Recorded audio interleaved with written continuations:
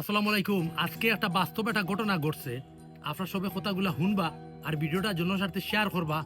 এখন মোটামুট সবাই দি ফানি আছে, বর্ষার সিজন, ফুসকুনি বাড়ির কম বেশ অনেকের আছে, লেভেল হয়ে গেছে, বা অনেকের বাড়ির সাইডে ফুসকুনি নাই, এমনি গাতাগুতা আছে, এটা বরিয়া ফানি লেভেল হয়ে গেছে। এখন আমরা গরো যে বাজার আর ছোট ভাই বাতি যাই যারা আসয়, বাচ্চাইন আসয় 2 বছর 3 বছর 4 বছর, আপনারা একটু খেয়াল রাখবা, আপনার একটু খেয়াল রাখবা। কারণ এটা মনের কাছে সাঁতার হয় না, ছোট বাচ্চাইন আমরা নিজের বেবুলে পানি দিয়া পড়িয়া মানে মারা যাই। মা গেছন বাথরুমও 5 থেকে 6 মিনিট হইব, বারোই দেখুন বাচ্চা নাই, মানে বারিন্দাত বাচ্চা নাই। বাচ্চা নাই তো দোকানির চুপ পড়ছে।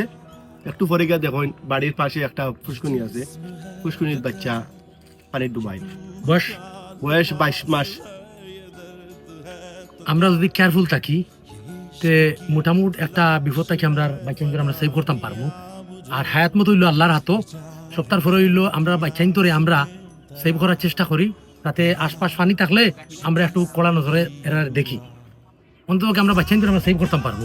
ভিডিওটা শেয়ার করো, ভালো থাকবে। আসসালামু আলাইকুম।